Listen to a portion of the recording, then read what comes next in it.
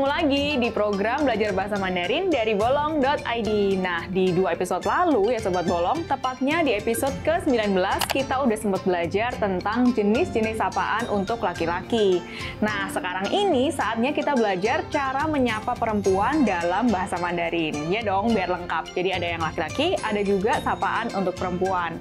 Nah, kalau yang lalu kita pakai contoh nama penyanyi Mandarin, yaitu JJ Lin atau Lin Junjie. Sekarang kita pakai contoh satu nama artis Mandarin cewek yang ngebintangin film Mulan versi internasional kemarin, yaitu Liu Yifei. Oke? Yaudah yuk, langsung aja kita bahas. Yang pertama ada panggilan formal, yaitu 女士 atau 小姐. Jenis sapaan pertama ini adalah sapaan formal untuk menyapa perempuan yang lebih tua sekaligus perempuan yang kita hormati ya Sobat Bolong. Nah, sapaannya sendiri dibagi atau ada 2 jenis, yaitu yang pertama adalah 女士 atau bisa diterjemahkan sebagai nona atau juga nyonya dalam bahasa Indonesia. Nah, kalau diterapin pada nama contoh tadi yaitu Liu Yifei, maka kita bisa menyapanya dengan Liu 女士. Nah, sapaan formal yang kedua adalah 小姐. 小姐juga bisa digunakan untuk menyapa perempuan yang juga kita hormati, tapi statusnya masih lajang atau single dan belum menikah. Sama dengan nona dalam bahasa Indonesia. Contohnya, Liu 小姐. Nah, cuman saat ini panggilan 小姐hampir nggak pernah dipakai lagi Sobat Bolong. Kenapa? Karena 小姐ini memiliki arti ganda yang satunya kurang positif, yaitu adalah panggilan untuk wanita penghibur. Yang berikutnya adalah panggilan atau sapaan bagi perempuan yang lebih muda, yaitu 小 ditambah dengan nama marga atau 小 ditambah dengan nama terakhir. Ya, jenis sapaan berikut ini ditujukan untuk perempuan yang umurnya lebih muda dari kita, yaitu kata sapaan 小. Cara menggunakannya gampang Sobat Bolong, yaitu dengan langsung menambahkan kata 小 ini di depan marga orang tersebut. Contohnya 小刘, atau kita juga bisa menambahkan di depan nama belakang orang tersebut. Contohnya 小飞. Sapaan 小 ini juga bisa digunakan untuk menyapa laki-laki ya Sobat Bolong karena sifatnya universal. Yang selanjutnya adalah panggilan atau sapaan bagi perempuan yang lebih tua, yaitu 姐. Selanjutnya adalah 姐 yang digunakan untuk menyapa seorang perempuan yang umurnya lebih tua dari kita Sobat Bolong. Nah, kali ini kita bisa menambahkan kata 姐 di belakang nama marga atau di belakang nama belakang orang tersebut. Contohnya, 刘姐 atau 菲姐. Selanjutnya adalah sapaan untuk perempuan yang lebih tua satu generasi dari kita, yaitu 阿姨. 阿姨 ini Sobat Bolong digunakan untuk menyapa perempuan yang umurnya ya kira-kira sebaya dengan orang tua kita gitu ya. Sapaan ini bisa disandingkan dengan sapaan tante atau juga bibi dalam bahasa Indonesia. Nah, di sini kita boleh langsung aja menggunakannya tanpa menambahkan nama, atau kita juga bisa menambahkan marga di depan kata 阿姨 ini. Contohnya, 阿姨 atau 刘阿姨. Berikutnya ada sapaan untuk perempuan yang umurnya sekitar lebih tua 2 generasi dari kita, yaitu sapaan 奶奶.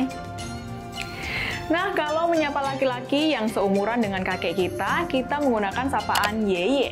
Kalau untuk menyapa perempuan yang seumuran dengan nenek kita tinggal menggunakan pasangannya, yaitu 奶奶.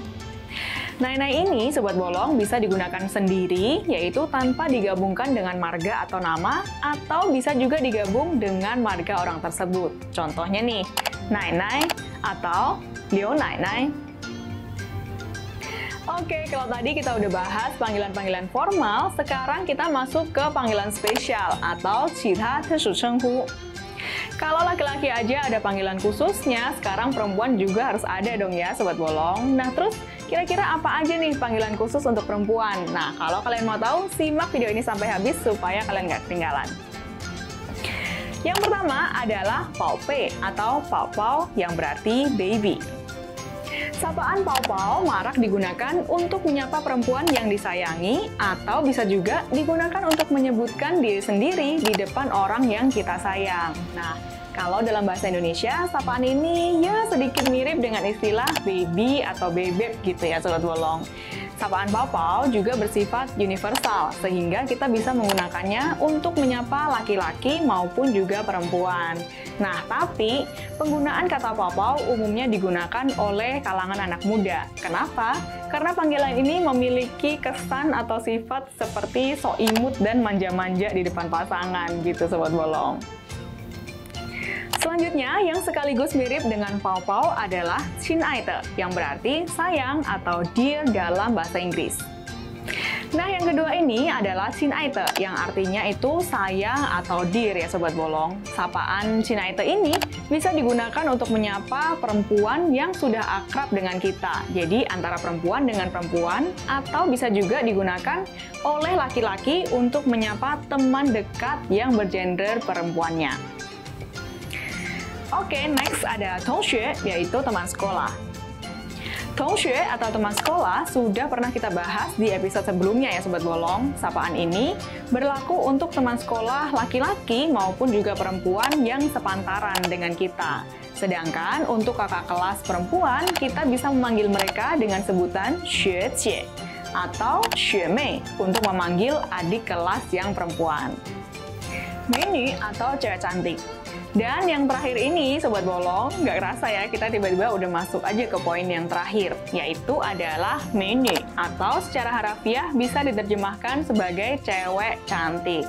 Nah, menu ini bisa dibilang adalah pasangan kata dari kata sapaan shuike, di mana menu kalau di Tiongkok biasa digunakan untuk memanggil semacam ya waitress restoran, atau mungkin juga pramugari, serta orang-orang berjenis kelamin perempuan yang kita temui di tempat umum dan biasanya kita nggak tahu namanya. Kalau di Jawa, mungkin kita bisa sandingkan atau setarakan dengan kata sapaan mbak gitu ya.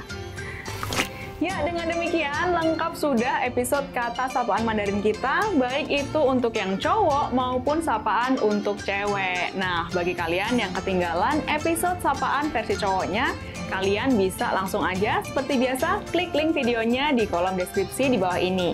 Atau kalau kalian tahu jenis sapaan-sapaan lain, please langsung aja tulisin di kolom komentar juga ya Sobat Bolong, supaya sobat-sobat lainnya juga bisa belajar dari kalian. Setelah itu, jangan lupa juga untuk subscribe, hidupin lonceng notifikasi, plus follow akun-akun sosmed Bolong yang ada di sini.